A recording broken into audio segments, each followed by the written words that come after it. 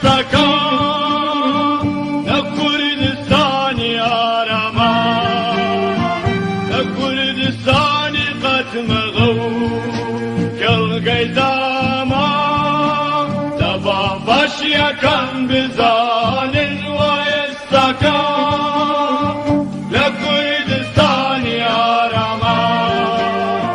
لە کوردستانی قەتمەغە و گەڵگەی داما هەرداوەنە و بنتاشە بەردی چیایە هەرداوەنە و بنتاشە بەردی چیایە سەنگەرێکە و قوتابخانەی دروست بوونی بارانێکی تری جیایە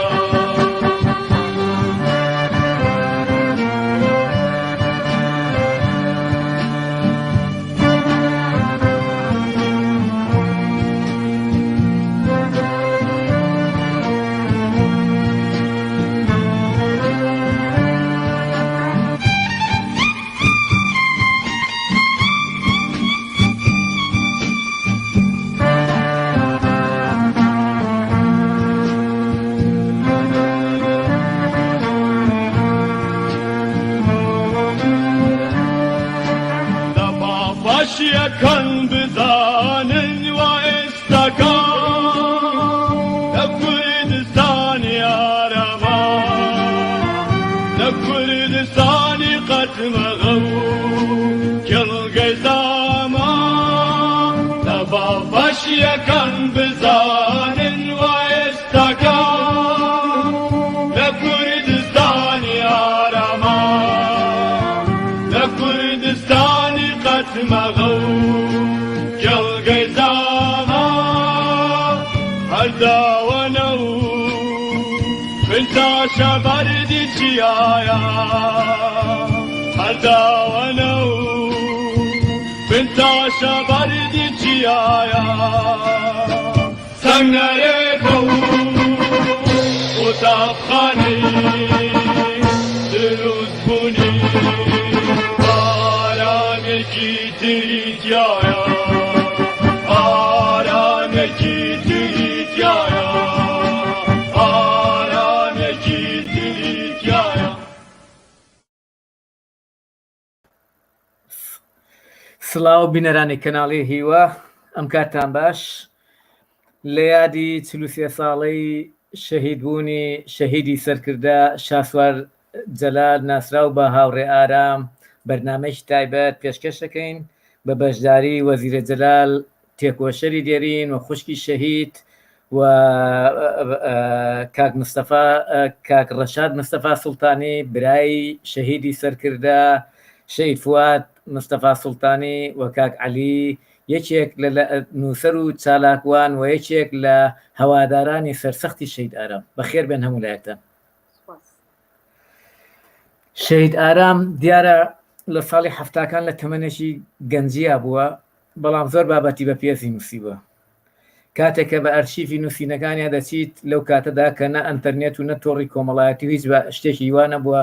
بابەتی سەرنجڕاکێشی لەسەر شۆڕشی ڤێتنام و لەسەر ئەفریقیا و غینیا پیسا و نازام کۆکۆ کە ئێستا بەداخەوە زۆربەی سیاست مەدارە گەورەکان کەوا حکومڕانی کوردستانەکەن لەوانەیە ناوی غینیا پیساویان هەر نەبیست بێت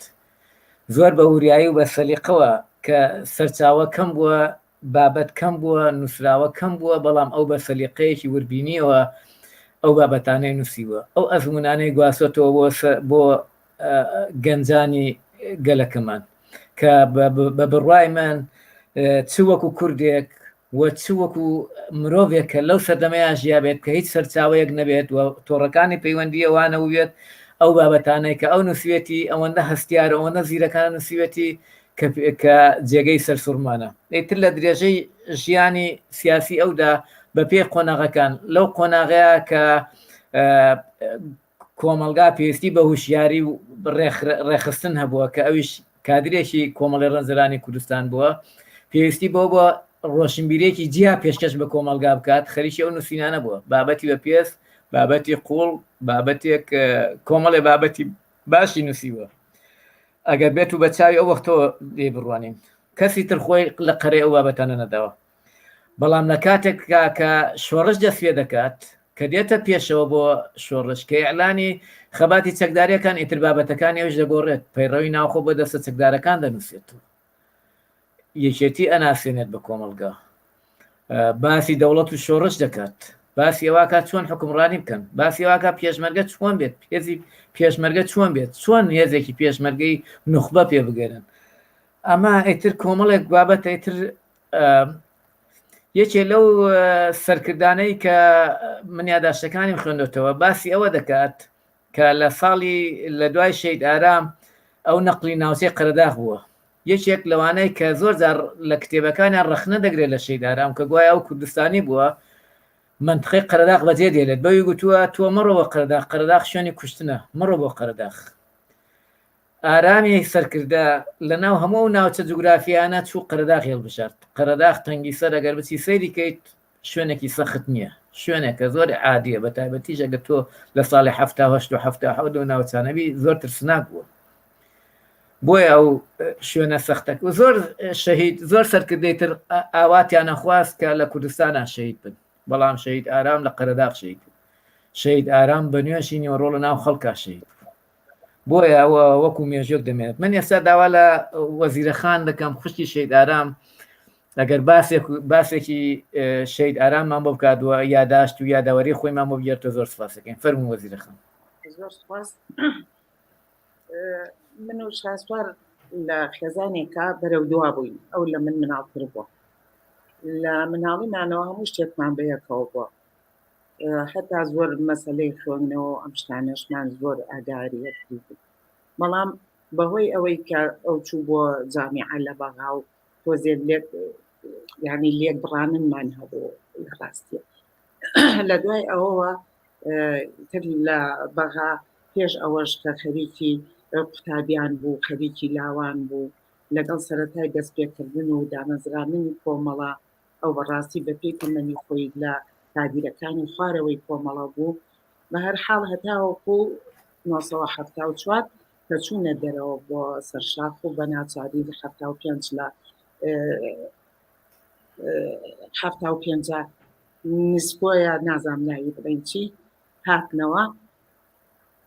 مجموعەیەک لە کۆمەڵی مارکسیلینینی ئەو سەردەمە کەشفبوونی جیران و ئەمیش ئێقا قەرزی بۆ دەرچوو بەڕاستی یەکێک لەو خەسڵەتانەی شاسوار کە هەی بوو ئێمە ئاگاداری بووین ئەو بە هیچ نوع ئەسلەیمانی بەجێ نەهێشت چەند من ئاگام لێیە برادەر هەبووە کە ئێستا شەهی کۆچی دوایی کردووە هاتووە کە لەگەڵیان نابڕوا بۆ ئێران ئەم ڕەبزی کردووە نەڕۆژ لەگەڵیانە بە هیچ شێوەیە سلەیمانی بەجێ نەهێشت لەگەڵ هاوڕێکانیە وەکو کادمەلا بەختیار وەکو شەهید ئازاد هەورانی و مەجموعەیەکی زۆر بوون کاک سالار عەزیز کەوتنەوە ڕێخستنەکانی کۆمەڵە چکە پڕتەوازەیەکی تەواوەتی کەوتە ناو کۆمەڵە بەهۆی گرتن و ڕاونان و ڕۆشتنی هەینێک لە کادیران و سەرکردەکانی کۆمەڵە ئەمان کەوتنەوە ڕێخستنەکانی کۆمەڵە جارێکی کە لە ناو شارە و ئەوەی من ئاگادار بم لە ڕاستیا ئەوان کە چوونە دەرەوە و مەفرۆزەی سەرەتاییان پێکێنا بە نیازی یەکسەر شۆڕشی چەکداری نەبوون ئەوان بەو نیازە بوون کە لە دەرەوە ڕێخستنەکانی کۆمەڵە کەوترکەن پەیوەندی بە جوتیارانەوە بکەن پەیوەندی بە خەڵکی دێودی هاتەوە بکەن کەونە وشارکردنەوەی خەڵک بەڵام بەداخەوە بەهۆی ئەو ظروفەی کە هاتە پێشەوە و بەهۆی یەکێتی نیشتمانی کە لە دیمەشق لە ڕێی خاڵی خۆش بوو ماجەلال و جەماعەتەوە کە پێکێنرا یعنی شتێک دەست و برد کرا لە مەسەلەی شۆڕشی چەکداری بەناچاری ئێتر حکوومەت بەڕاستی کەوتەی هێرشبردنە سەریە ئەو بوو یەک لە دوای یەک لە ماوەی ساڵی نیە 2 ساڵە لێکێکیان کە ئارام بوو کادیرانی زۆری کۆمەڵە بە تایبەتی لە ناوچەی قەرا وەکو شەهید ئاشتی شەهید کۆڵا زۆرێک لە ناوچەی قەراق شەهید بوون تیایا چوون ئەوان بەڕاستی بۆ نیازە نەچوونە دەرەوە بەسەرخە بە نیازی خۆڕێخستنەوە وشارکردنەوەی جوتیاران وشارکردنەوەی خەڵکی دێودی هات و خۆڕێخستن چوونە دەرەوە بەڵام ڕژێمی بەعسبواری ئەوە وەزیرە خان قسەیەک هەیە هەنێ بەڕێز ئەڵێن شەید ئارام عێراقچی بووە و لە سەرەتای هەفتەکان وازی لە کۆمەڵی هێنا بەڵام دوایی ئەو کۆمەڵی ڕێخستەوە تێچۆتەوە ئایا ئەمە چەندێن ڕاستەم بچون ئەوە لە حەقیقەتە وانە ئەوە وانە چونکە شاسوار بە هیچ جۆرێک لە کۆمەڵەدا نەبڕاوە کە لە دەرەوە بوون لە هەفتە و چوارە کۆمەڵە هەموو لە یەک شوێنابوون لە منطقەی ئەرارات و ئەوانە لە هەفتە و چوارە کاکسالار عەزیز کاکە شەهاب دارۆ یعنی زوربەی زۆری جەماعەتی کۆمەڵە هەموو بەیەکەوە بوون هەتا ئێمە دەش بە حاڵی خۆمان زۆر پرسمان هەبوو لەوەی کە ڕۆژێ لە ڕۆژان سەرکردایەتی پیادەی ئەو سەردەمە لە دەرەوە پیان بزانن بە ئەنواعی بیان و بیان برن و لە ناویان بنن ئەوە حەقیقەتە کە هاتنەوە دوای ئاش بەتاڵ و دوای تەواوبوونی شۆڕش سەر لەنێ دەستیان پێکردەوە بە پێچەوانەوە حتا ئێمە دەرسێبی نووسینەکانی ئارام بکەین یەک لە دوایەک لە هەڵبژاردنەکان لە ئارام و ئینتەرناسیۆنالیز هەمووی هیچی نە باسی کوردستانی ئەکا نە باسی عێراق بوونەکە ئەو بە پێچەوانەوە لە نووسەکانەوە خۆت لە بداتی قسەکانە ئەو خەباتی گەلانی دەرخستۆ بۆ وشارکردنەوەی خەڵک کە گەلان چۆن خەبا دەکەن چۆن خوا ڕزگارەکەن دوای ئەوە باسی مەسەلا بڵین پەیڕە پرۆگرام و هینی کۆمەڵەی نووسیوەتەوە هینی هێزی چەگاری نووسیوەتەوە سێ پایەی شۆڕش بازەکە لە حزب لە پاتی پێشڕە و لە پێشمەرگە لە ئەم شتانە بازەکە بەڵام لەگەڵ ئەوە بووە کە کوردستان بەتەنیا لە دەرەوەی عێراق ئایا ئەتوانێت گۆڕانکاری لە دەسەڵاتی عێراق بکە پێم وا بێ نووسراوەکانی لەبەردەستی هەموو کەسە ئەوەنی من تێگەیشتبم نووسراوەکانی ئارام نە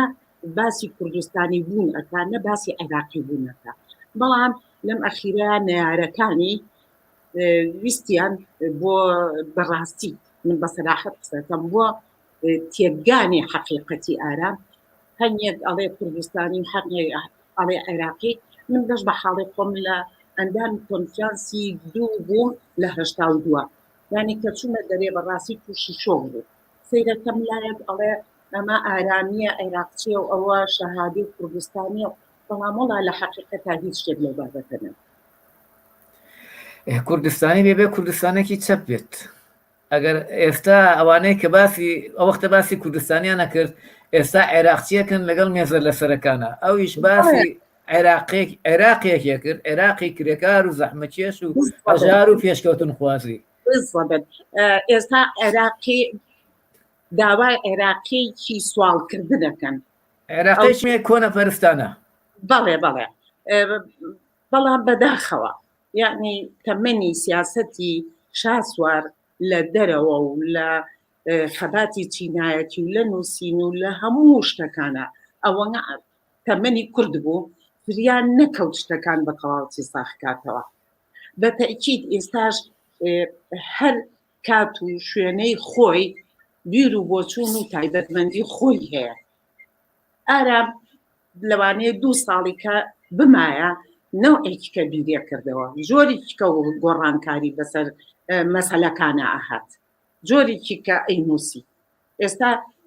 ئێمە تەنها ئەو قۆناغە مێژوویەمان لە بەردەمایە کە ئەو لە ژیانە بۆ نووسیوێتی و کاری کردو ناتوانین نووسینەکانی نووسینی ڕۆژی خۆیەتی ئەو کاتە وا بووە بەڵێ باشە چون یعنی بەڕاستی جێ سەرسوورمانە گەنجێک تۆڕی کۆمەڵایەتی نەبێت سەرچاوی ئەخبار نەبێت نەبێت چۆن دەستی گەیشتۆ بەم هەموو هەواڵە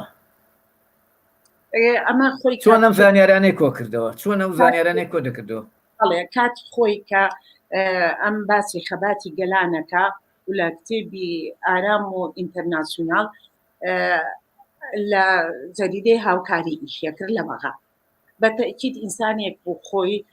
ڕۆشنبیرێکی تەواو بوو خوێنەرێکی زۆر تەواو بوو دائما متابع بوو بە دوای ئەخبار و بە دوای ئێتر خۆ ئەو کاتەی بە تایبەتی سەردەمی بەعس و سەدام حوسێن عێراق قەفڵی لەسەرێرا بوو زۆر کەم شت هەبوو یعنی بۆ معلوماتێک ئەوە تەواو هیلاک بووکە یەکێک لە کارە گرنگەکانی ئارام ئەوە بوو کە بەڕاستی هیلاک بوو بە دوای ئەخبارە بە دوای معلوماتە بە دوای کتێبە هەتا کتێبێک بە ئاسانی دەست ناکەوت ئەو بە هەر نەوەیەک وایە دەستی ئەکەوت و خوێنەر بوو متابع چییە کاریگەری لەسەری هەبووی ئەوها بەجددی بۆ بیر و باوەڕی چەپ بڕۆت ئەوەی بزانیت بدایەت کە لە کۆمەڵە خۆ دەزانی کات خۆی لێرە لە کوردستانە هەر لە سەردەمی 1950ەوە تەنها دوو حزب هەبوو لە کوردستانە پارتی دیموکراتی کوردستان لەگەڵ حزبی عێراق وەکو یاعتیادی لەوەکو ئەکسەریەت بەڕاستی لە کوردستانە ئەو خەڵکەمووی پارتی بوو وردە وردە مەسەلا بڵێن حتا بیری چەپ لە ناو پارتیا هەبوو بۆ نمونە جەماعەتی کاکەشە هابوو هەمزە عەبدوڵڵا ئەوان لە پارتی جابوونەوەکو لایەنی چەپی ناو پارتی هەر چەپ بوون بەڵێ ئینقلابە مەسەرا کرا بەڵێ دوای ئەوە مەسەلەی فکری چەپ بەڕاستی پێم وا بێ مەسەلەیەکی خورسکیە لە نەبێتە بڵێن خۆڵکێشان لە خێزانی ئێمە لە هەمومانە مەسەلەی گەڕان بە دوای کینایەتی و مەسەلەی نووسین لەبارەی چەپ و کرێکاران و ئەمانەوە ئەمە یەک دووەمێنیشی لە هەفتا کە لە بەغا بوو لەگەڵ کاکەشەهابە کاکەشەهاب تەسیرێکی هەبوو لەسەر ئەوهی ئەو سەردەمە ئیتر خۆش ڕاستی متابع بوو توانی شتەکان زیرەک بوو بەڕاستی ئێمە وەکو خێزانی خۆمان ئەزانێن شاسوار کەسێتێکی زۆر زیرەک بوو ئەیتوانی شتەکان زۆر بە ئاسانی لە یەکجیاکاتن ئەی بینی بۆ نمونە مەسەلا کاتی خۆی کۆمەڵەکە دامەزراوە لەسەر بیری ماوەی زبم دامەزراوە ئەو لە عەفوەن لێرە قسەیەکت پێ بڕم ئەو لە کۆمەڵە لە سەرەتاوە لەگەڵیان بوویان دوای پەیوەندی کرد ئەو بەڕاستی بە پێی تەمەنی خۆی لە دوای کاکەشەها بوو ئەوانە بوو بە تەکید ئەوان سەرکردایەتی کۆمەڵە بوو بوو خواعەفریکا مانجەلال و فەریدون عەبدولقادر و شەهید جەعفەر و ئەمانە هەموو بەڵام ئەمان بەڕاستی بە پێی تەمەنی خوانیشتا لە دووسێ کولیە بوون لە کادیرەکانی خوارەوەی کۆمەڵە بوون بەڵام بەداخەوە لە دوای 1970ەوە کۆمەڵە بۆنەوە ئەپەرتەوازە بوو ئەم بەڕاستی زۆر ئازایانە لەگەڵ هاوڕێکان کەوتنە خۆیان کۆمەڵەیان ڕێخستەوە کادریان کۆ کردەوە هەر لەگەڵ ئەوەشا ئارام بە پێی خەونەوەی خۆی و بیر و بۆچوونی خۆی توانی کۆمەڵە لە فکری ماویزم ڕزگار بکە چێ بوو لەگەڵ ئەوانەی لە دوای 75 کە کۆمەڵە لێدرا کۆمەڵەیان لەگەڵ شەید ئارامە زیندوو کردەوە کۆیان کردەوە چێ بوون وەڵای ئەوەی من ئاگام لێ بێ و بەپی ئەوانەی خۆمومەتەوە ئارام بۆ مەلا بەختیار بوو کە هینی مافقی بەغا و خانەقین و ئەوانە بوو شەید ئازاد هەورامی بوو هینی مافقی کەرکوو و کاکسالار عەزیز بوو ئەوەی کە من ئاگادارم و بە زۆر جار کە ناماوشتی و هاتۆ بۆم بردوون من لە ڕاستی ئەو جەماعەتە ئەناسی بە تەئکید چونکە مەترسیەکان زۆر زۆر بوو یعنی ئەوان خۆیان حتا لەناو خۆشیانە یەکتریان ئەبینی ئەو مەجالە نەبوو یەکێکی وەکو من ئەوان هەموو بناسم و بزانم ئەو وەختێک چوو بووە پێشمەرگە پەیوەندیتان چۆن بوو لەگەڵێ ئێمە بەڕاستی لەبەرەوەی بیپارێزین و پارێزگاری لە ژیانی بکەین تقریبا ئەو لە مانگی نۆی 1975ەوە لە سلەیمانیا مختفی بوو هەتاوەکو مانگی دەی 1976 وەکو خۆی ئەیوت تقریبی 36 ماڵی کردبوو ئێمە بەڕاستی زۆر بە دانوسقە ئەتون بۆ لایەوە ماڵەکان چیە بوون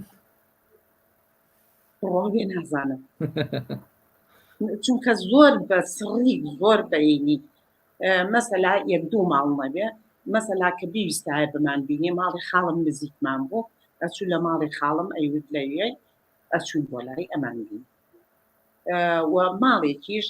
کە زۆری لێبوو بەڕاستی زۆری شتێکەڵاویان بووین و حتا ئەو ڕۆژەش کە وە سبینی ڕۆیشتە دەرەوە بە ئێجگاری لەوێ دیمانن ماڵی حاجی شێخ عومەر ماڵی شێخ لەتیف و ئەوە بە زۆربەی وەختەکان لەوێ بوو ئیتر لە چەند مەسەلا لە ماڵی هیچ بوو کاکی وا ساحب پەترێکی زۆر لە ماڵی کاکی واش بووە یانی شێخ بایز سەفەرێکیان گێڕایەوە لە ماڵێکا بووە ژنێک ژنەکە نەیزانیوە کە ئەمە کێوکێنی و توێتی وەڵا ئەسکەری پیرارە کوڕێکی ناسیاویان بەبەر دەرگاکە ڕۆشتە و توێتی وەرە بۆ ماڵی ئێمە ئەسکێتێکی پیراری کەژ لێرەیە وەرە تۆش وەرە لەگەڵ ئەوە دانیشە یەکسەر پەیوەندی کرۆ بە شێخ بایزەوە ئەمە خۆی لە دەنی شێخ بایزەوە من بیستومە پەیوەندی کرۆ بە شێخ بایزەوە توێتی وەرە فریام پەوشتێکی واهەیە شێخ بایزژەڵێ بە هیچ ینی بەڕاستی هیچ شوێنێکم شک نەبردۆ بیبم بۆ کوێ ناچار ئوتێلێک هەبوو لە ساحەکەی بەرامبەر بە ئەسحابەسکی ئوتێل کوردستانیان پێ وتی هیچ شوێنێکم شک نەبر لە عەزر تا هەڵم گرت و برن بۆ ژوورێکی ئوتێل کوردستان هەتا و کەشەوە ڕۆژێ شوێنێکم بۆ قەیاک یعنی کەم ماڵ هەبوو ئێمە بزانین و خەڵک بزانێت کە لێت کە بەو پەڕی نەهێنێەوە لەو ماڵانە باشە بۆچی لە پێشمەرگاتی لە ناوچەی قەرەدا بوو بۆچی وەکو ئەو پێشمەرگانەی تر نەچووە شارباژێر و قەندیل و ئەو شوێنە سەختانە تا ئاوا گیانی خۆی بەخت کرد لە حەقیقەتە من ناتوانم لە ساسە بڵم ئەو یەکەم جار کە ڕۆیشت چوو بۆ مەنتیقەی دۆڵی جافایەتی حتا کە شەید عەلی عەسکەری ئەوانی لەوێدی یەکەم جار کە ڕۆیشت دوای ئەوە پەڕێەوە بۆ قەرق دەنگۆیەک هەبوو وتیان گوایە ئەو کاتێک کە شەیدی بووە وعدوا بووە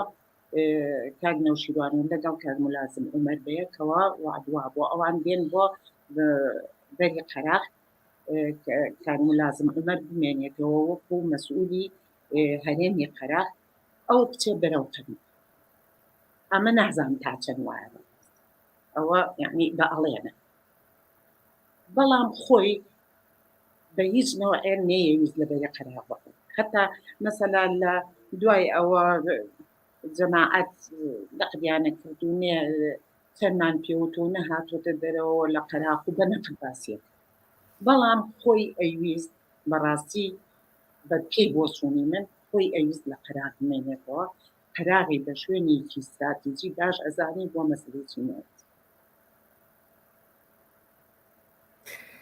قسەیەکت ماوە بۆمان بکەی وەزیرەخان لەم یادەیە پرسیارێکت لێکم ڕازیت لەوانەیە ڕۆژگارێک هەمووی وێنەی شەید ئارام بە کاسکێتەکەیانەوە بوو گەورەترین سوێندیان گۆڕی شەید ئارام بوو شعریان بۆیە نووسی ئێستاوە هیچی ئارامیان لەبیر نەماوە وەڵی تر ئەوە سیاسەتە سیاسەت دەبێ وابێت سیاست و مەسلحەت و ئەمە سەریکە ئەمە ئەو سیاسەتەیە کە پیانەوت کوردستانی و عێراقی ئەو جیاوازەیە پێم وابێ بەخوا کاک عەلیش نە کاک عەلی لام وابێ ئەندامی نەک لام وابێ بەتەکی دوا بوو ئەندامی کۆنفرانسی یەک بوو ئەو شتێکی دیوە ئەویش بۆتان باسەکە بەڵام من پێ دەڵێم وەکو شایەت حاڵێک حتا کتێبەکەی ئارامم تەبع کردەوە ئەو ساڵە هەڵبژاردەکان لە پێشەکیەکان نووسیمە کە یعنی چۆن بە جددی تووشی شۆ بوو ئەمە ئارامیە عێراقیە ئەوە کوردستانیە شەهادە حتا یەکێ لە کادیرەکانی مەکتەب سیاسی کۆمەڵا ناوی شەهیدەکانی هێنا ناوی ئارامی نەهێنا برادەرێک لە تەنیشتمەوە بۆ بۆڵەیەکی کردوەی زانی منم دوایی بانی کردم و بەخوا بیرم چۆ نازانم ئەم شتانە وتم وەڵی یەک شت هەیە با پێ بڵێم تۆ بناوی بێنی یان نەهێنی ئارام مۆزەفێک نەبووە لە شەریکەیەکی ئێوە ئیش بکات و ئێوە باسی کرد ئەمەیە دوو هەمینی تۆ باسیکەی باسی نەکەی ئارام واقع ئەو هەیە فعلا ئێستا من ئەوە لە 92-93ەوە سۆراخی نووسین و نامە و ڕاپۆرت و هەموو شتەکانی ئارامەکەم من 93 داوام لە مامجەلال کردوتی بەڵێ لەلا من لە شۆقەکەمە لە دیمەش چوون بۆ لای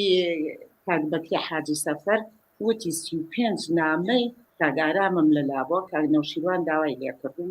کێ بنووسم لەسەر ئارام نەیاڵمەتەوە ئەوە تا هەرچی نووسراوی هەیە هەرچی راپۆرتی شوباتە هەتا قسمێکی تحریف کراوە بەسەراحەت هەتا من پار بە کاک مەلا بەختیارم وتم کارێ بکەین بۆ کۆکردنەوەی ئەو ئەرشیفە و ڕووناکی ببینێ وازینە بە چاڵدا بڕواو بێ من برادەر پێی وتم وتی راپۆرتی شوبات خۆی نزیکی سی لاپەڕەیە چەندە من نەمجیوە بەڕاستی راپۆرتی شوباتم نەدیێ کراوە بە 12 لاپەڕە و تحریفیان کردووە لە کتێبەکەی مانجەلالا دیداری تەمەن بە ئاشکراڵێ راپۆرتەکەی راپۆرتی شوبات بۆ بەهۆی یاعدامکردنی خاڵە شەهاب یعنی وا تحریف کراوە شتەکە بە هیچ نوعێکیش من محاولە ئەەکەم لە هەموو لایەکەوە تاکو ئیستا یەک شتم چنگ نەکردو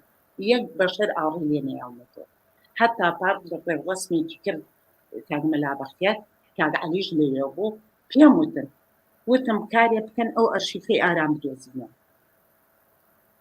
بۆ نەدۆزرێتەوە بۆ ڕووناکی نەبینێ ئەو نووسرا و راپۆرت باشە بۆ ئیشارنەوە بۆ ئیشارنەوە بۆ شاراوە تۆ تێنە هەڵبەت بەژەوەندی دواوتەتان ئەگەر قسەیەک پەیامێ شتێکتان هەبێت لەم یادەیە وەڵی پەیام بڵێم چی ئێمە تەقریبی لە مانگی 1976 هەتا سیویکی 1970 لە دەرەوە بوو لەبەر خاتێ بیپارێزین پێمان لە دڵی خۆمان نەچوین سەردانێکی بکەین بەڵام نەمانتوانی بیپارێزی بەڵام ئەمەوێ هەتا خۆمان لە ژیانین بتوانین هیچ نەبێ نووسرا و نامە و بیر و بۆ چوونەکانی کە لەسەر کاغەزە بەردەستمان کرێت مردنەکانی شەید بوونەکەیتان پێ ئاسایی بوو یعنی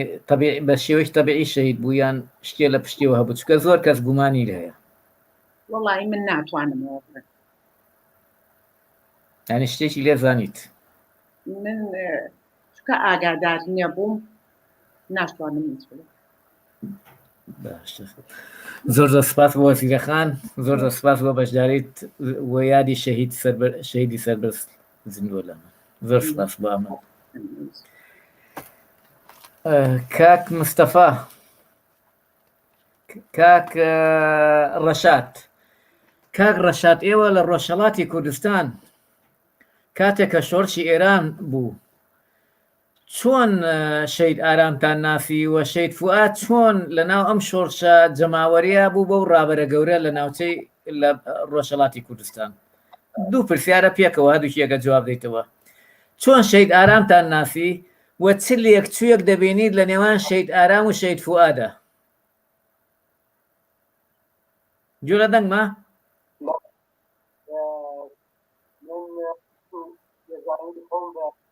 دەستکاری وەزیرەخان خوشکی پاسواری سەربەست حەزەکان و هەموو هاوڕێیان عەزیز کەسیان هێناوە بۆ بەرنامە وەستاپی تەلەڤیزیۆنەکە ساڵی 1979 کاتی ئێمە لە نێوان شۆڕش هەندێک لە برادەرانی یەکێتی عوسمانی و کۆمەڵگەی ڕەشبەر واندوهاتی یان سێداندا ئەو ڕۆژانە من لەگەڵ ڕێسای کارکردە حاجەکان و ڕێسای کارکردی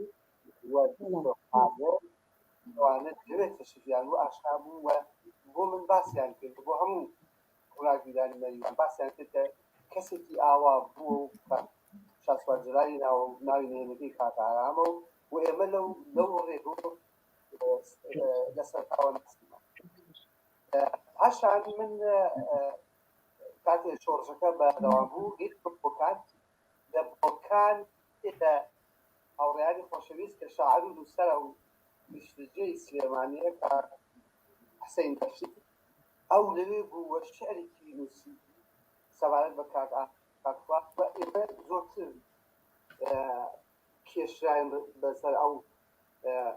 دیاردەیە کە بزانین کاک ئارام کێ ئەو ژێکی لەوانە بۆ کە ئێوەی ناس چرخی دەوران و مێژوو وا هەڵی سوڵان لەمە ناچار بووین ڕۆژهەڵاتمان جێشت و هاتیە نزیک ماوەد بە لە ئاوایەکانی ماخ و مادومان گیرساینەوە بە لەوێ ئێمە هاتمان لەگەڵ پێشمەرەکانی نیشتمانیا کەم نەبووە کۆمەڵی ڕەنجەرانی پەسا هاتوچوو ئێمانەکە و ئێمە زۆرتر ئاشنا بوو من زمانێکە کات چۆنەزەدەی یادی بەخێر کە سێش ماوە و ڕێزم هەیە بوون چلی کاکوادا سخۆڕانێکی جوانی کرد لەسەر مەداری کاکووە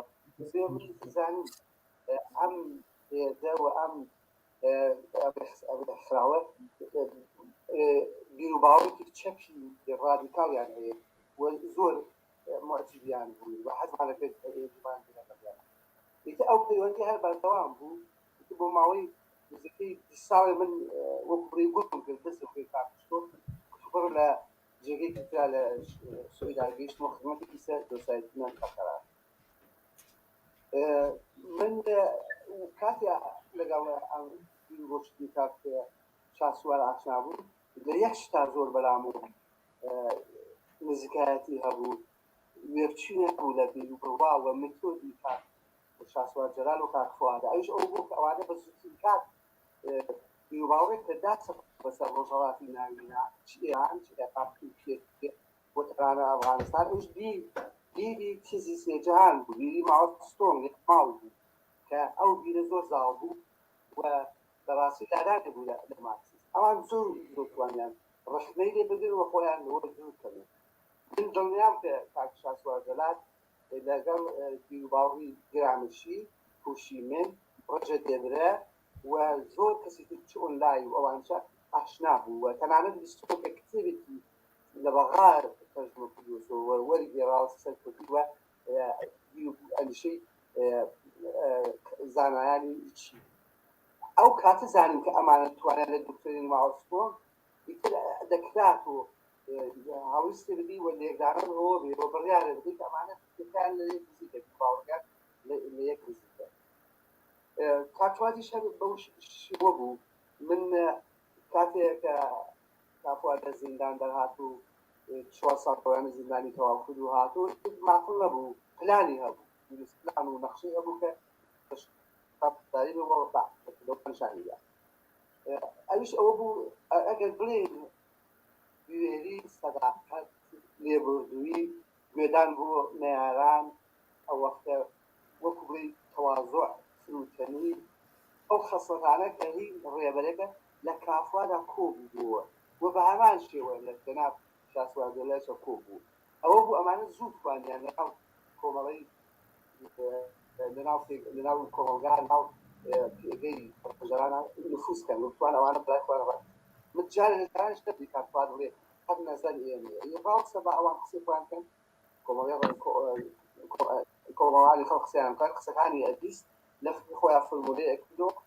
هەلاجەیە کردو ئەو کە نەزەر خۆی داوی نەزەر ئێمەش وایە طبعا نەزەری ئەم پێشەوان و خەڵکیش حەسەندیانە کرد من بەداخەوە من نەگەیشتمە خزمەت جەناب کاک شاسوار جەلال دانم چۆن ولا تاو ئەنازە من لە دوور و لە کوساوەکانی ولا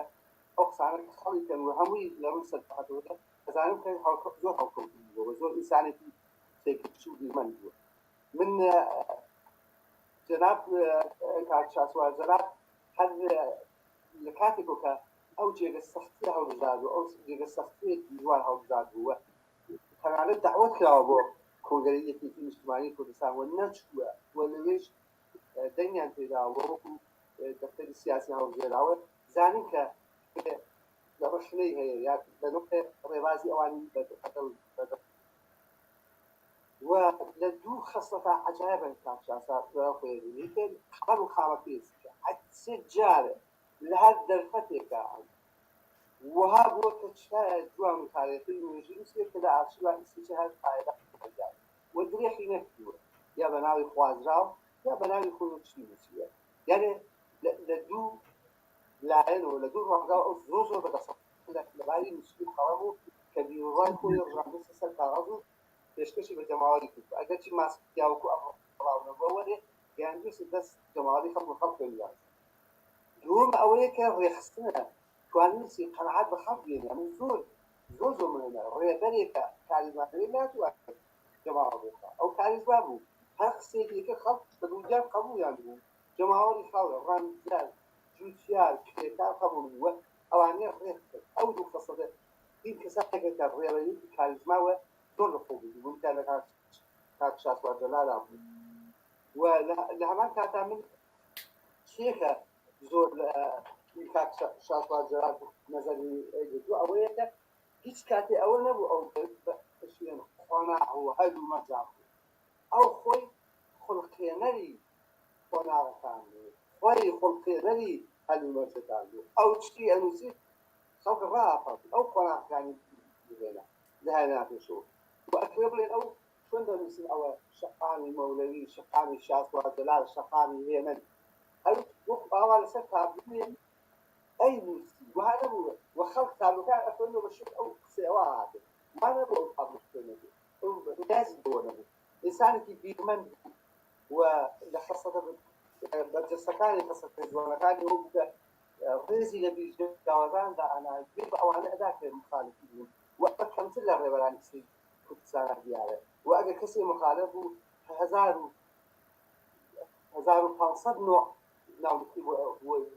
ئەوە لادەرەوە ئەوە ساک گۆشتەوە ئەوە ئاشتەکاڵی ئەو وانە بوو بەڕاستی هەر کەسێ هەر جۆرێکی بە ئەو ئەیبیست و لەسەری قالێکە و لە شتێکی تر کە پتانسیێلی بەرزی کات شاسوار نیشاندا ئەوەیە کە پلانی بوو بەرنامەی بوو پلاتفۆرم یعنی دانێنی چی ڕووەدا دیمان لە ڕۆژهەڵاتە شارەکان کشومات ئەوەیە جەرانی لە تەورێز پیشە لۆ دووە خەڵکەشی شوێنە بەڵام وەختێکە کۆمەڵی حکومەتیشان هاتە ڕووی کار و بەرنامە و پلاتفۆرمیشاندا ئیدی ئەوان خۆناغیان دیاری بۆ بەو شێوە خەڵک ڕاهەپەڕین دەستکەوتەکانیان فەرمسێنا و دیموکراسی تاڕادەیەکە بەڕاستی ئەو کاتە هیچ شتێ لە ڕۆژهەڵاتی کوردستانە و دیموکراسی دامەزراوە من وەکو کەسێک کە نزیک خۆم بە نزیکی هەردوویان دەزانم لەباری وەدا ئەوان ڕێبەرن و خستم ویا بڵێن بەرادەر ویا بڵێن سەرکەبێ هەموو گەلی کوردن لە کێناوی بیۆلۆژیا لە بەقەی خوێنیوە بۆ ڕابەرێ هەموو کەس خۆشوی یعنی چنێ من ئەو خۆشوی یا کاک شواسان دەبێت بەدەیان قات خەڵک ئەوانیان خۆشوی هەریش ئەوە گەیشتە دەزانم کە جەناب شاسوار جەلال کاتێ ئەکەوێتە قەلەدار یا کاکوات کاتێ لە مەریوان دەچێت بۆبانە هاوڕێکانیان بەڕاستی وەکو گرە ناڵێن ئەوە ئەوانێکی مێژویە نایان پاراستن وەختێ نایان پاراستن هیچ کەس لە بڵیان و کاکوات یەک پێشمەرگەی کۆمەڵی لەگەڵانە بووە کە خۆی سەرکردەی کۆمەڵی زەحمەتکشانی ڕۆژهەڵات کاک شاسواریش من بیستمە کە کەس لە ئەگەر چی کەمتەرفەنیە هەیە لەوە ئەوان وەکو ڕاهبەری کاریزما یعنی خۆیان بەلاوە هیچ بووە حازبوون بۆ فداکاری وەلە کەمتەرفەنیە ئەدوبێ کە ئەوە لەو ئانە ئەوان وەکو دەستور وەکو فەرمان بکەن کە چەند نامە پێشمەرگەمان لازمە لەگەڵمانە بێت و ئەو کەمتەرفەنیە کە وەختی کاکوات دەبێت ناوەندی کۆمەڵە کوێتێک ناوەندی بۆ ئەوە بەرپرسیاتی خۆی لە خۆی خۆی هاتووە بەنوعی بڵێن هەر نەمازانێ چنەوەوانە ئەڵێ ئەوە بە هەڵکەوتووە لە حاڵەکە ئێمە ئەم چەند ساڵەکە کارمان لەسەر بوو چەندین کتێب بەسەری سا و ساتی بەناو کاکوات دامەزاوە دەقیقەن ئەزانین کە دانێ ڕداڕژاوە وەلایەن جمهوری ئیسلامی چۆن بە شوێنی کورد و هەڵخڕەتی کورد چۆن شوێنیان هەڵکردووە و لەوە دووە پێشمەرگە لەگەڵیان نەبووە و ئەو کەسانە کە هاوسەفەری بۆ نمونە ئیلان جەلال باید بۆ ژیان وە کاپال یاشی ئەوە بۆ شاسواری شاسوار جەلال وایە کەس لەگەڵ یان پێشبوونی وا بیستکە لە برادەرێک بیستکە جەمال خواتەرە وتی تەنها بووە وتی تەنها بۆ جەخەرەداغاو کاتێک دیویستی کە نوێری بێگێراوە بەحسیات بوون هاتووە لە دێکە بچێت لە دێکەنیسە دەبێت بچین ئەوەیە کە من لەگەڵ ڕێزی تەواوم بۆ ئەو بڕوای ئەوانە پێهان بووە پێم وابێ ئەگەر هەردووکیان مابان ئیسە هەم کۆمپڵی ڕەنجەران و هەم کۆمەڵی زەحمەتکێشان ئاستی دیوانە بوون کە ئیسە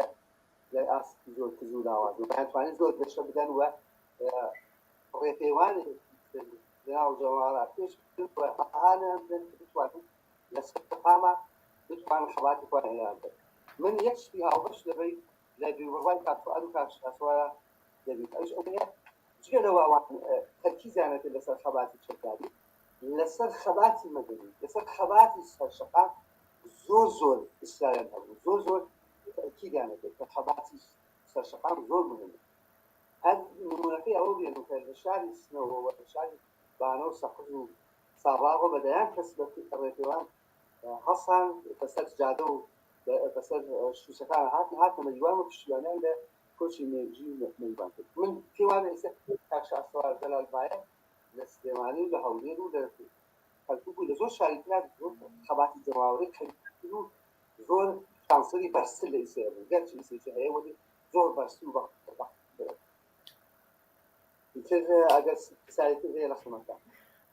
زۆر سپاس بۆ تۆ دەستخۆش بۆ بتە بە نرخەکان زۆر سپاس کاکە ڕەشادیان زۆر سپاس. کاک عەلی گوێت لە دەنگمە؟ کاک عەلی بەڵێ گوێم لێ دەنگە. کاک عەلی لە دوای لە ڕۆژگارێکدا کە لە باشووری کوردستان بە تایبەتیەوەی لە ڕیزی یەکێتی بوو کە ئاهاتە ناو ڕێخستن و تەنزیمات و تەشکیلاتەوە بە قەولی ڕۆژهەڵاتەکانەرێن یەکەم شتی شەهید ئارام بوو. تۆ چۆن هاتە ناو ڕێخستنی کۆمەڵەوە و لەو کاتەدا پێگەی شەهید ئارام چۆن و لە ناو کۆمەڵەیە و دوایی چی لێ هات و تۆ چەند کاریگەری لەسەر تۆدانە لە ڕووی ئەخلاقی و لە ڕووی سیاسیشەوە؟ دەرەتا تۆم دەرفەتە بۆتان ڕەخساندم و بە خێراتنی میوانە بەڕێزەکانەکەم و سڵاو و ڕێزم بۆ ئەو بینەرانە هەیە کە ئێستا و لە داهاتوە دەمان بین هیوادارم بەرنامەکە سوودمەند بێت. سەرەتا من پێم باشە کە ساڵیادی شەهید ئارام هەروەکو زۆر جاریش ئاماژەم پێکردووە وەک سەرکردەیەکی ئاسایی نەناسێنرێت بەڵکو وەکو سەرکردەیەک کە نەخشی کاریگەری هەبوو کە تا ئێستاش هەرماوە تا ئێستاش هەم لە حزر و بیری ئەو تێکۆشەرانە لەوانەی کە دڵسۆزن لە کرێکاران و زەحمەتکێشانە لە خەڵکی با بڵێن وابەستە بە بزوتنەوەی جەماوەری و بە ئامانج و خواستەڕەوەکانە و هەم لە بەرامبەر ئەوانەشە کە نەیارن و کە لە پرۆسەیەکە دەور و نەخشی کاگ ئارام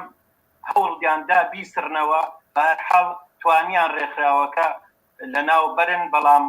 بیر و فکری کاگ ئارام هەرماوە و ئومێد دەکرێت بە پێشکەوتنەوە بە گۆڕانکاریەوە بۆ وەزعی داهاتوو وەزعی ئێستا نەخشی خۆی ببینیت. ئەو کاتێک کە من پەیوەندیم کرد بە کۆمەڵەوە کاگ ئارام هێشتا مابوو بەڵام لە ڕاستیە لە نزیکەوە نەمەناسی هێندەی پێ نەچوو پەترەیەک بوو پێیانوتن کاگ ئارام شەهید بوو دیارە زۆر لەوانەیە کە نزیکی بوون زۆر پێیان ناڕەحەت بوو چونکە ئەوان دەور و نەخشی کاگ ئارامیان بە تایبەتی لە گرتنەوەی ڕیزەکانی کۆمەڵا ئەو کاتەی کە پۆلە ئەندام و کادر و سەرکردەکانی کۆمەڵە گیرابوون دەور و نەخشی کۆمەڵە لەو کاتا کاگ ئارام لەو کاتا ئینکار ناکرێت کە چه ڕۆڵێکی هەبووە لە مەیدانی ڕێخستن و لە مەیدانی تێوەریە. ئێمەمانان ئەو کاتە هەم نزیکایەتێکمان هەبوو بە کۆمەڵەی زەحمەتکێشانەوە هەم خۆشمان بە پێلی لە ناو کۆمەڵەدا کارمانە کرد. دیارە بۆ چوون و تێگەیشتنی کاگ ئارام ڕۆڵی دینی بوو لە چۆنێتی با بڵێن بەرەو پێشبردننی کارەکانمانە. یەک لەوانە کە مەسەلەن هەستمان بە مەترسی باڵی ڕاست دەکرد ئەو باڵی کە درێژە پێدەی ڕێکخرا و با بڵێن پارت و ڕێکخرا و لایەنەکانی پێشوو بوو کە هەر لە میانەی دەسەڵاتخوازی و لە میانەی شەڕی ناوخۆ و لە میانەی لێدان لە یەکتر و ئەوانە ڕۆڵیان نەبینی بەڵام کاک ئارام بیرنی کە ئێمەمانان ناسی بێتمان و دواتریش تیا خۆ ببینەوە وەک پێشکی وتم سەرکردەیەکی ئاسایی نەبوو چونکە یەک لەو سەرکردانە بوو کە باسی لە بوونی پارتی پێشڕەو کردووە کە باسی لە ڕێکخراوێک کردووە کە ڕابەرایەتی بزوتنەوەی ڕزگاری خوازی کوردستان بکە ئەو سەرکەوتنی بزوتنەوەی ڕزگاری خوازی کوردستانی لەوەدا بینیوە لە سەرکەوتنی خەڵکی زەحمەتکێش خەڵکی دەستەنگی کوردستاندا بینیوە ئەمە یەک لەلایەکی تر سەرکەوتنی بزوتنەوەکەی ڕاستە کاک ئارام یەک لەوانە کە ویستویەتی ڕیزەکانی بزوتنەوەی ڕزگاری خواز فراوانتر بێ هێزی بەرهەڵکار فشاری لەسەر حکوومەتی بەعز زیاتر بێ بەڵام هەرگیز و هەرگیز لەگەڵ ئەوان نەبووە کە زۆری بۆری لە ڕیزەکانی ڕێخستنە ڕێخستنی کۆمەڵە لە شۆڕشە هەبێ من پێم وایە ئەگەر ڕێگەت بدەین خاڵێکی هاوبەش لە بینی کاک فوئاد و کاک ئارامە ئەوەیە کە ئەمان زۆر دەختیان لەسەر ضرورەتی ڕێخستن کردووە بەبێ ڕێخستن ئەو فشارە ئامانجدارە ئەو بزوتنەوە با بڵێن ڕزگاری خوازە ناتوانێت بە ئامانجەکانی خۆی بگات ناتوانێت ئەو بەرنامە پێشکەوتووە ئاڵوگۆ داتەسبێنێ کاک ئارام لەگەڵ کاک فوئادا وەکو ئەو ڕێستی ئیشارەی پێکرد هەر تەئیدی خەباتێکی چەکداری ڕووتی نەکردووە ئەو نەکە تەنها با بڵێن تەئکیدی لەسەر هوشیاری ئەندامانی کۆمەڵە کردووە ئەو تەئکیدی لەسەر ئەوە کردووە کە پێشمەرگەش تەنها چەکدارێک نییە بەڵکو چەکدارێکی بەبیر و باوەڕە ئەو تەئکیدی لەوە کردووە کە ئەو تێگەیشتنەی پێشمەرگە ئەبێ هەیبێ کە کادری ڕێکخراو ئەبێ هەیبێ ئەبێ بیگوێزێتەوە بۆ ناو خەڵک لە هەمان کاتیشا نابێ ڕاو بۆ چوونی خەڵک بەکەم بزانێ هەر وەکو بەڕێزەی ئیشارەتی پێکرد فعلەن گوێگر لە خواست و لە داواکاری و لە هێزی خەڵک بەڵام بە جۆرێکی پێشڕوانە لە نووسینەکانیان دەرەکەوێت کە لە مەسەلەن لەو نووسینەیە کە لە باسی باری ئێستای کوردستانەکە لە بەرنامەی هێزە چەکدارەکانەکە لە باس لە بزوتنەوەی کوردایەتی پێشووەکە لە دوای پێش کەستەکە لە هەموو ئەمانە دەرەکەوێت کاک ئارام تەنها قسە و دروشمی بریقەدار و گفتی ناڕاستی نەبووە بەڵکو زۆر تەرسەختانە لەلایەک ڕیزی خۆی تێگەیشتنی خۆی جا کردوتەوە لەگەڵ ئەو ڕژێمە خوێنخوارەی ئەو کاتە ناکۆکی سەرەکی لە بینی کۆمەڵانی خەڵک و لە بینی خەڵکی زەحمەتکێش و ڕێمە بە ناکۆکی سەرەکی زانیوە بە پێچەوانەی خەڵکێکی تر کە زۆر جار مایل بوون بەوەی کە لە ڕێگەی نێوەناوەچڵ و ریفۆرم و دانیشتن لەگەڵ حکوومەتی باسە داواکاریەکانی خەڵک بێتەدی ئەمە لەلایەکی کە هەروەک ئاماژە بێتە ئەو زۆری بۆری کە خەڵکانێکی تر ئەیانویست ڕیزەکانی شۆڕش و تەنانەت ڕیزەکانی کۆمەڵە بە خەڵکانێکی دواکۆت و خەڵکانێک کە بابڵێن سەرخۆر تەنانەت وردە بۆردوازی کاک ئارام ترسی هەبوو کە ئەوانە ئەگەر بێت و سەرکردایەتی بتوتەوەکە سەرکردایەتی ڕێکخراوەکە بگرن ناوەرۆشتی ڕێکخراوەکە بەتاو دەکەنەوە لەبەر ئەوە تایبەتمەندی کاک ئارام لەوایە یەک لەو سەرکردانەیە کە زۆر لە زۆربەی شوێنەکانە جەخت لەسەر سەربەخۆیی سیاسی ڕێکخراوەیی کۆمەڵە دەکات بەڵێ ئەلو کاک عەلی تەواوی زۆر سپاس بۆ کاک عەلی دەستخۆش کاک عەلی پێت وایە ئەو ململانەی هەبوو لە نێوان باڵی چەپ و باڵی ڕاستە خۆی لە ئەسلاوا بوو نەک عێراقچێتی و کوردستانی تۆ پێت وایە ململانەکە چەپ و ڕاست بوو لە ناو کۆمەڵەدا نەک عێراقی و کوردستانی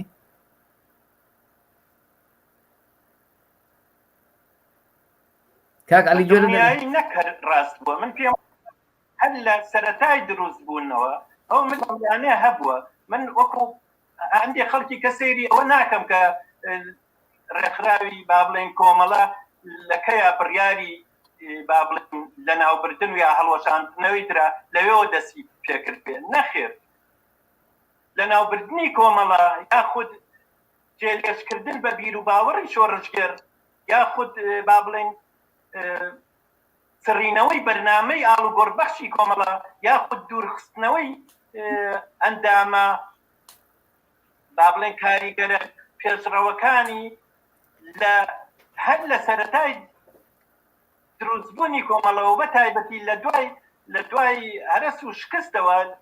کە یەکێتی نیشتیمانی کوردستان دروست بوو هەر لەو سەرەتاوە ڕۆڵی کۆمەڵە و گوێنەگرتن لە با بڵێن ئەو ڕۆژنایانەی کە ئەو ئەیدا دوورخستنەوەی ئەو کادر و ئەندامانەی کە پێ لەسەر سربەخۆیی فکری و ئایدۆلۆژی ڕێکخراوەکە ئەگرن پێ لەسەر با بڵێن گەرم و گوڕی ڕۆژبیرکردن و حەلەقاتی ڕۆشنبیری ئەگرن لە هەموو شانە و کەرت و پۆل و با بڵێن شوێنەکانی تری ڕێخستنە پێم وایە هەر لە زووەوە ئەمەش لە کۆمەڵێشتا دەرکەوت یەک لەوەی وەکوتم ئەو گوێنەگرتن و ئەو پەراوێزخستنە یەک لەوانەی ترکە ئەو زۆری و بۆریە کە کاگ ئارام و با بڵێن ئەو ڕەوتەی یا بڵێن ئەو کەوادرانی کە پێیان باش بوو بەپێی بەرەو پێشبردننی ڕێکخراوەکە و پێداویستەکانی ئەندام و لاگر و دۆست بۆ کۆمەڵە زیادکرێ بەداخەوە وەک ئاماژەم پێدا سەرەتا هەر لە زووەوە ئەو هەوڵانەی کە ئەدرا بۆ لە بادبردنی ڕێکخراوەکە هەر لە زووەوە دەستی پێکرد تاوێ بە لێکردنەوەی قرز و سنگولەکان تاوێ بە لابردنی دروستمە شۆڕژێرەکان تاوێ بە کەمڕەنکردنی دەوری ڕابر و سەرکردەکان تاوێ بە تانە و تەشەر و با بڵێن لەباربردنی ئەو هەوڵانەی کە ئەو کەسانەی تر ئەیدا پێم وایە ئەوە پرۆسەیەک بوو و ئێمەمانانیش کە لە شارا بووین و هەرچەند کاتە خەبات ئەوها بوو تەنها هەر کاری ڕێکخراوەی و کاری سیاسی ناوچار نەئەگرا پێیەکیشمان لە چاق بوو بەڵێ بە گەرمی هەست ئەکرا کە ئەو هەوڵانە کەم ڕەنگە کرێتەوە هەر بۆیە ئێمەش مەسەلەن ئەو کاتە بەپی قەناعەت و بۆچوونی ئەو کاتە هەوڵمان ئەدا هەم ئەو بۆچوون و ڕوانینانەی کاگارام زیندوو کرێتەوە ئەوەی کە وەزیرخان بشارەتی پێکرد مثلەن دێزار هەوڵمانەدان و سینەکانی کاگارام هەڵبژاردەکانی تەنانەت ئەوانەشی کە بۆ بڵاوکراوە ڕۆژنامەکانی تر نووسی بووی ئەوانەشی کە لە با بڵێن وتەی دابوو بۆ ڕۆژنامە نووس ئەوانەیشی کە لە ئۆرگانەکانی تری با بڵێن یەکێتیەوە نابڵاوکرا بۆ تەختی لەسەر پێویستی و زەرورەتی ڕێخستنەکرد هەوڵمانەدا ئەوانە بڵاوکەینەوە لەپاڵ ئەوانەشە ئەو کاتە گۆڤاری پێشڕەوی کۆمەڵەی زەحمەتکێشان هەبوو ئەو گۆڤارەشمان بابەتەکانی بڵاوە کردەوە بەڵام بەداخەوە باڵی ڕاست و هەژمونی ئەوکردنەوەی ئەو زۆری بۆریە و تۆندوتیژی لە بربەرەکانیکردن و یەکتر بڵنەکردن وای کرد کە ئەو باڵە ڕاست داڵ بێ و نەکرد کۆمەڵە لە باربەرێ بەڵکو سیاسەتی باویش بەلاڕێدا بەرێ و ئەوەیە کە ئەم ڕەشەی ئێستەی کەوتوین بەداخەوە گرانە. زۆر سپاس کاک عەلیجان زۆر سپاس بۆ بەشداریکردنەکە زۆر سپاس وەزیرەخان جۆت لە دەنگمە دوو پرسیارت وە هاتووە یەکێکی هاوڕێ جاسم خەیلانی پرسیارەکات ئەرێ کۆمەڵای ڕەنجەران لە کاتی شەید ئارام و لە دوای شەید ئارام چ گۆڕانکارێکی بەسەرات کاک عوسمان ئەحمەد دەڵێ شەید بوونەکەی ڕۆشن نییە بۆ ئەبێ شەید بوونەکەی ڕۆشن نەبێت ئەم دوو پرسیارە دواتوە فەرموو. ئەوە بەڕاستی زۆر یعنی هەموو کەس دەرێک بەواکە هەر لە دوای شەیدبوونی ئارام کۆمەڵە شتێک بووە لە پێش شەیدبوونی لە کاتی کارکردنی ئارامە شتێکی کردەوە بۆ نمونە ئارام تا پەیڕەوی ناوخۆی هێزی پێشمەرگەی نووسیوە ئەو باسی پارتی پێشڕەوەکە ئەو باسی سربەخۆیی کۆمەڵەکە ناوەکەی کۆمەڵی مارکسی لینینی بووە و هەموو کارێکی بۆ ئەوە کردووە کە خەباتی چینایەتیەکەی تا بتوانێ کاری لەسەر کا و بیکات بەڕاستی مەسەلەیەکی سیاسی ئایدۆلۆژی کە کۆمەڵی پێجیاکاتەوە لە هەموو باڵەکانی پێناوێتی بۆ نمونە ئەو هەرێمەکانی دروست کردن هەر یەکێک لە هەرێمەکان یعنی بڵێن بەشێک بۆ لە کۆمەڵە کە کاری جابکە و هەرێمەکانیش هەموو باڵەکانی ناوێکێتی تیا دوای شەهیدبوونی ئارام هەر بە 3 مانگ کۆبوونەوەیەکی گشتی کرا پێش هەموو شتێک کۆمیتەی هەرێمەکان هەڵبەشێنرایە ناوی کۆمەڵەی مارکسی لینینی گۆڕا بە کۆمەڵی ڕەنجدەرانی کوردستان مەسەلەی سەربەخۆیی کۆمەڵە هەر لە ناوانانەما بەڕاستی هەمووی تێکەڵکرا لە بۆ نمونە یعنی لە 84 هودنەکەی 84 مەجموعەی پێشمەرگە و کابرانی و ئەمانە ئاهاتن سەردانیانەکردێن مام ڕۆستەمەوان بە سوحبەتەوە پێکەنین ئەیانوت بە کۆمەڵەیانەوت شۆرمەلە یعنی کۆمەڵە لەگەڵ شۆڕژگێڕان وا تێکەڵ بوو هیچ سەربەخۆییەک هیچ شتێک نەمابوو بۆ کۆمەڵە هەتا ئەوە بوو وردە وای لێ هات ئیتر وەکو باسمان کرد وەکو کاک عەلی جوانشی کردەوە مەسەلەی ڕاست و چەپ و جیاوازیەکان و خلافەکان هەر لەسەر ئەوە هەر لە بیدایەتی دروستبوونی کۆمەڵەوە هەبووە بەڵام لەم ئەخیرا ناویان نا کوردستانی عێراقی ئارامی شەهادی ئیتر بە تەواوەتی با پێ بڵێم ئەوان کە بەحساب لە کۆنگرەی یەک لە 1990 کاتەگیرا بەحساب حەلی کۆمەڵەیان کرد من بە ئاشکرا لە نووسینا وتومە ئەمە بەیان وەفات بوو بە ڕەسمی بۆیان دەرێنە ئەگینا هەر لا دوای سیەکی 1970ەوە کۆمەڵە بەرەو لاوازبوون چوو لە ناوەڕۆکی چینایەتی بەتاڵ کرایەوە لە هەموو بیر و بۆچوونەکانی ئارام بەتاڵ کرا هیچ شتێکی کۆمەڵەی مارکسی لینینی بە کۆمەڵی ڕەنجدەرانەوە نەما کۆمیتەی هەرێمەکان نەڵۆشایەوە ناوەندی کۆمەڵە دروستکرا بە کەیفی خۆیان ئەنواع و ئەشکاڵ تێکەڵ و پێکەڵیان کرد هەر بۆ یعنی سەلماننی ئەم قسەی من کاک شێم حەمەد سۆڵەیی کتێبێکی لە 2 بەشا نووسیوە لەسەر ئارام یەکێک لەوانەیە کە چاوپێکەوتنی لەگەڵا کردەوە کاک نەوشیروانە کاک نەوشیروان پێی وتوڵێ لە 76 هاتمەوە کوردستان سەیرەکەم یعنی وەزعەکەم دەبڵیان نەبووە کۆمەڵە باڵادەستە هەموو شتێک کۆمەڵەیەک بەحساب لە ناویکێتیا لە ناو پێشمەرگە و خۆیان پێشمەرگەکانیان ئەن پێشمەرگەی هەر لایەکی کەش بوون بۆی ماڵەکان جێمان بکەنەوەمانوت پێشمەرگەی کۆمەڵی ئەمە بەڕاستی بەدڵیان نەبوو بە شێم حەمەی وتۆ لە کتێبەکایەتی معلومە ئەڵێ ئێمە اقتراحتمان هەیە وا باشترا چونکە وەزع وان نابێ بەڕێوە ئیسلام کوردستانی تایە سۆشیالیست و کۆمەڵە و شۆڕژیەکان بکەین بە یەک حیزب یعنی هەر لە بیدایەتەوە نەخشە کێشراوە بۆ نەگەشتنی کۆمەڵە یعنی بەڕاستی مەسەلەی شەهیدبوون و کوشتنی ئارامیش هەنێ شت هەیە ئینسان مەسەلا ئەگەر بە عەقڵ لێ بکاتەوە بەڵام من دەلیلێکم پێ نییە بڵێم وەڵاشتم هەیە یا حاڵێ ناحسابێت بەڵام بڵێ وەڵا لەبەر خاپتێەوەی چونکە ئارام کۆمەڵی ڕاگرت بوو بۆی کۆمەڵە نەمێنێ ئایا ئارام ئەبێ بمێنێ نازانم ئەوەیانە و سوالە لای من ئەو جوابە لای من نییە لای کێ ئەو جوابە دلیلێت وایە بەبێ بەڵگە کەس ناتوانێت تۆمەتبار بکرێت بەڵام من یەکشت لە لامە ئەبێ کۆمەڵە نەمێنێ و ئارامە کۆمەڵی ڕاگرتووە ئیتر نازم ئەوە برادرێتتر وا پرسیارەکە لەسەر شاشەکە دەرچوارێ ئایا لە دوای شەهیدبوونی کاک ئارام لێکۆڵینەوە کرا لەسەر شەهیدبوونەکەی و ئەنجامی چی بووە هیچ لێکۆڵینەوەی کراوە وڵا وتیان کراوەوە حتا لام مامۆستایەکیش لە دەرەوە بوو لەوێ وتیان وایە وتانە ئەو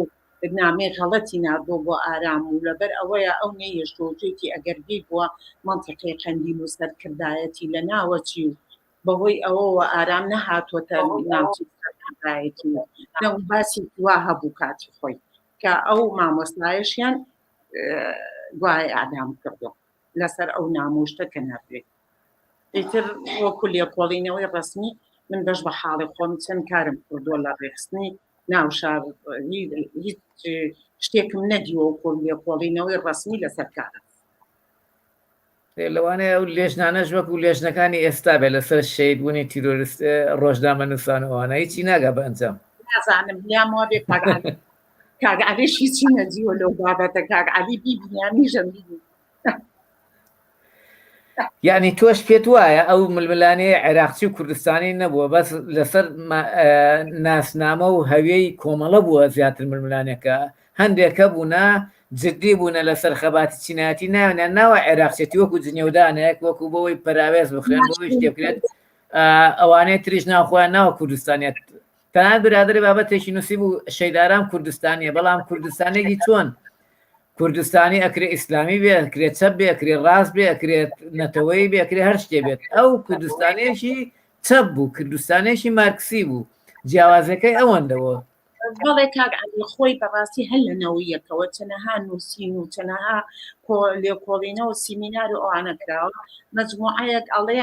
بە ئیسپاتەوە ئیسپاتێکە ئارام کوردستانی بووە مەجموعەیەکی یە ئیسپاتێکە ئەڵێ ئارام عێراق ئێستا بۆ نمونە هین وەک تەفسیرەکانی لێهات بەڵێ بە ئاشکرا وەکو ناشرینکردن وەکو جینیە وەکو ڕەخنەیەکی زۆر ناشرین لە ئارامی ئەگرێ کە عێراق زۆر خراپ ئەی چۆن پەیڕەوی بۆ پێشمەرگە نووسیوە و پەیڕەوی ناملکەی یەکێتی نیشتیمانی کوردستانی بۆی تەرجمە کردو ئەگەر کەسێ بێ باوەڕی بە خەباتی گەلەکەی نەوبێت بەڵام ئەو خەباتی باوەڕی بە خەباتی گەلەکەیەوە بەڵام بە تیرازێکی تر بە شێوازێکی تر بە ڕوحێتێکی پێشکەوتون خوازانە برایم جەلال کادری ئەوسای کۆمەڵە و ئێستا و کتێبێکی زل و زەلانی دەرکردۆ جوابی کاگمەلا بەختیار ئەیانەتەوە بەشێکی زۆری نووسینەکەی لەسەرەوەی ئیسپاتێکە کە ئارام عێراقچی بۆ خائین بوو این کاک مستەفا چاوڕەش لە یادداشتەکانی خۆی ئەوزام ئەوە باسێکات ئەرێ برایم جەلال من نەقلی قەرداغ من گوتی مەڕۆ بۆ قەرداغەوە شوێنی مردنە منی تر ناگەڕێمەوە لە کاتێکا شەید ئارام بۆ خۆی لە قەرداغ بوو سەرکردە بوو لەوێ شەیدیش بوو گوێشی نەداپی ئەگەر بەڕێزانی تر ئەگەر قسە و باسێکیان هەبێت کاکە ڕەشاد و هاوڕە ڕەشاد و هاوڕێ عەلی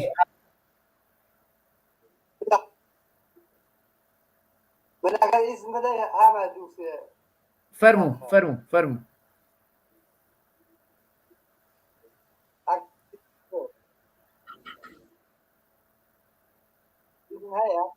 بەڵێ فەرموو فەرموو بڵێ فەرموو کاک ڕەشاد فەرموو هاوڕێ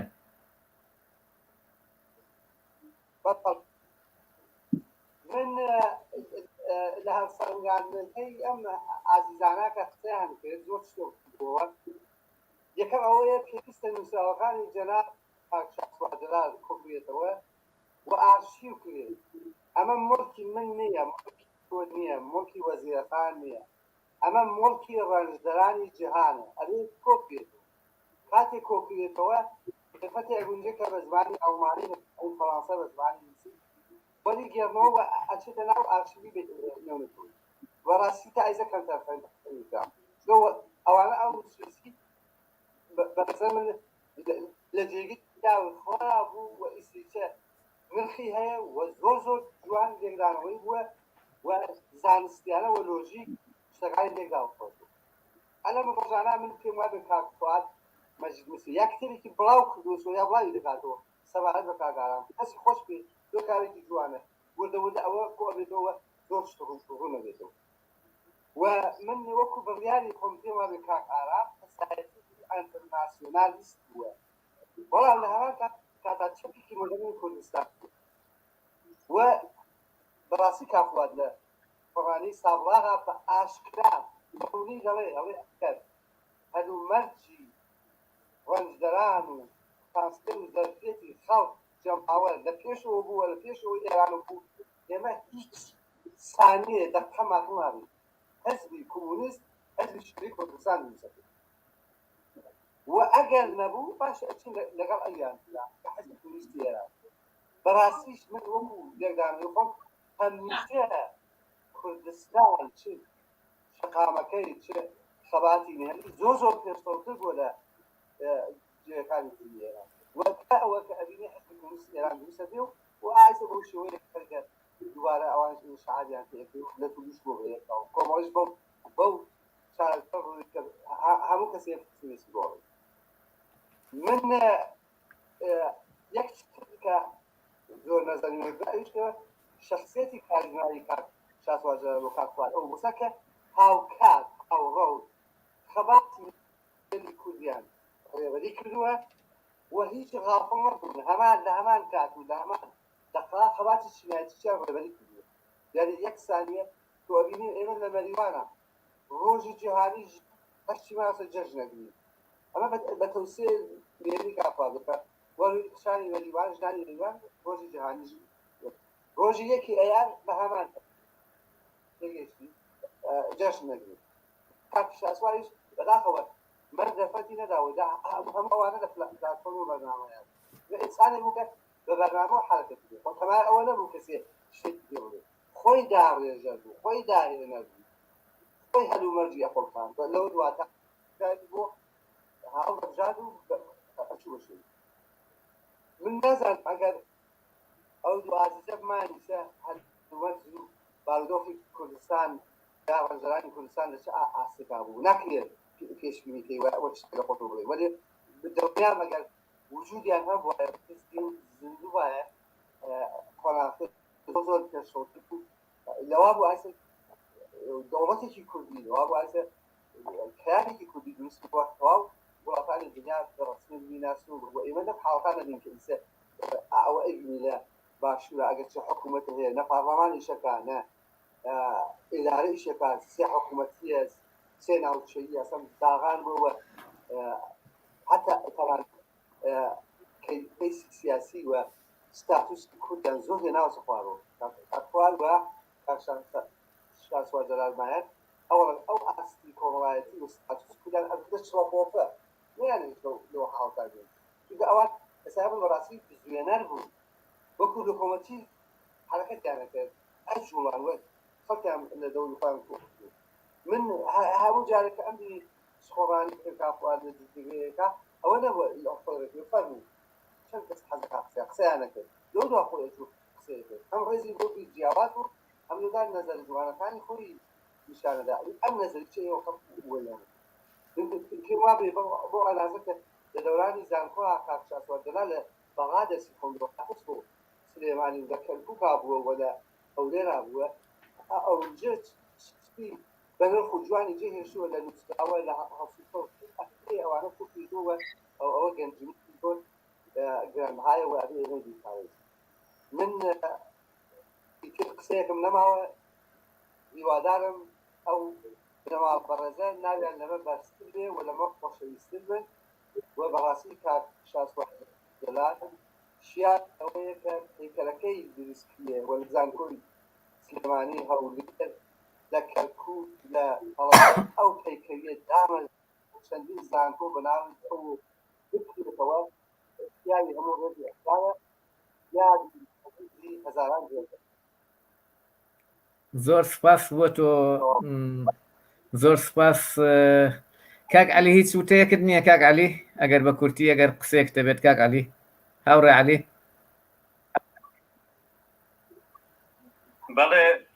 بەڵێ کەم لێتە ئەگەر وتەیەک دەبێت دوا وتەی خۆت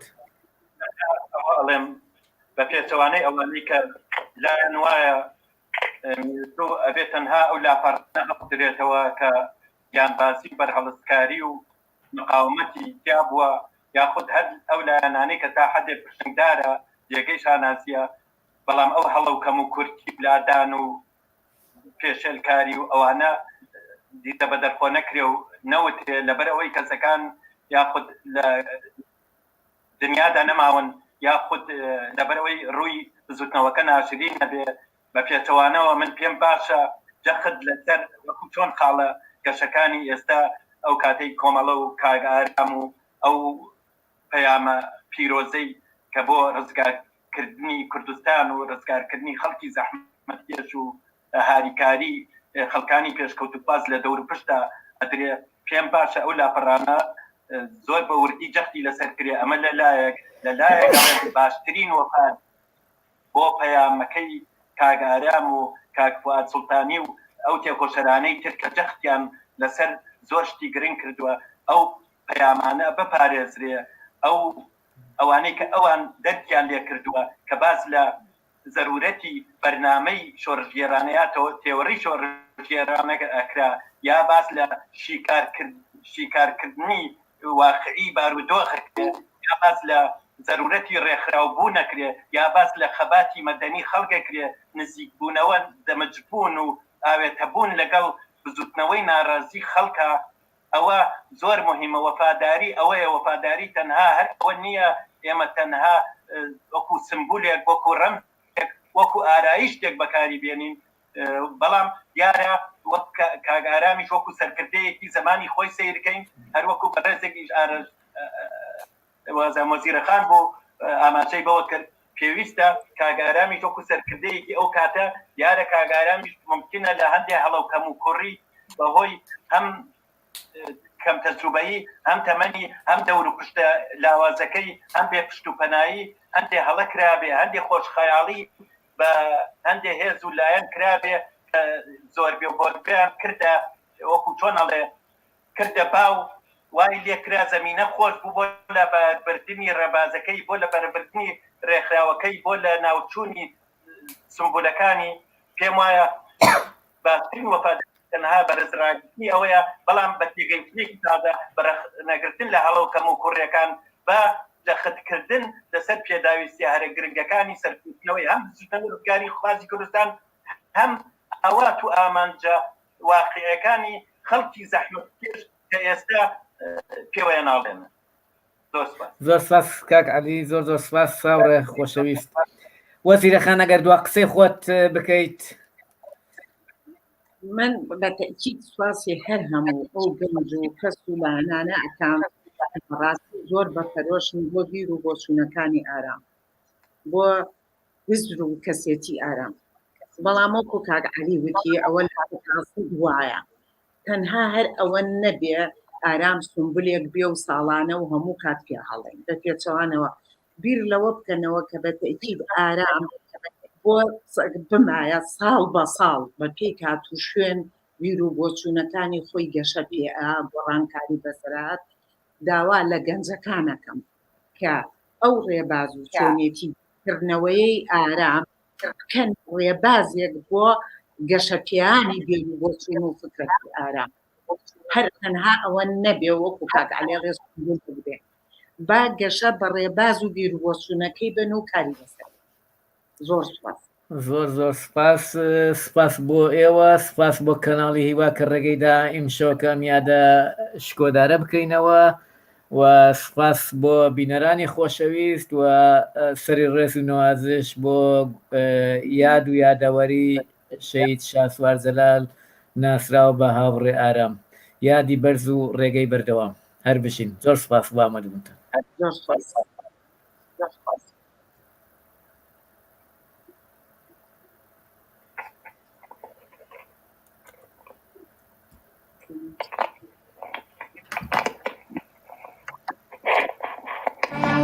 دەبا باشیەکان بزانن و ئێستاکان لە کوردستانی ئارامە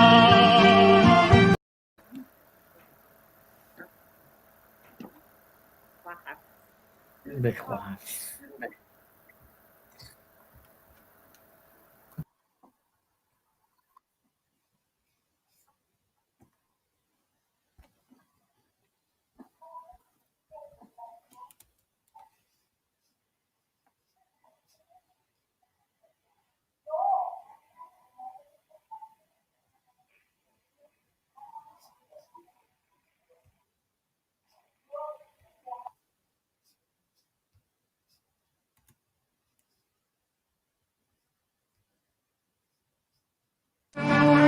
دەبا باشیەکان بدانن و ئێستاکان لە کوردستانی ئارەما لە کوردستانی قەتمەغە و جەڵگەی داما دەبا باشیەکان بزانن و ئێستاکان لە کوردستانی ئارەما لە کوردستانی قەتمەغە و جەڵگەی داما هەرداوەنە و بنتاشە بەردی چیایە هەرداوەنە و بنتاشە بەردی چیایە سەنگەرێکە و قوتابخانەی دروست بوونی بارانێکی تریجایە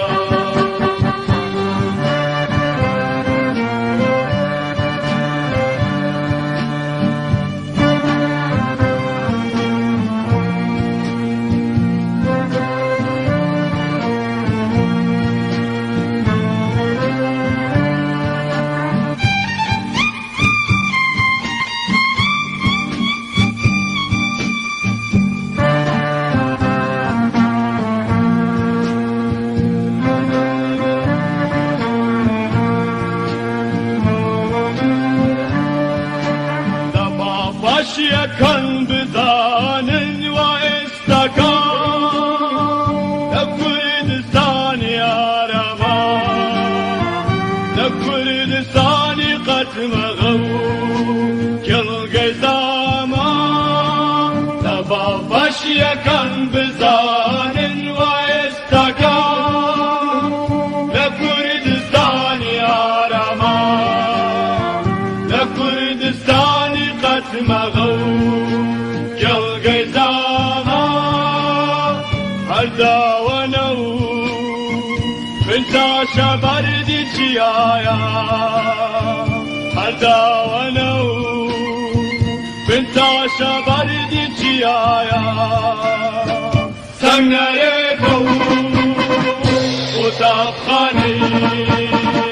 دروست بوونی بارانێکی تریجایە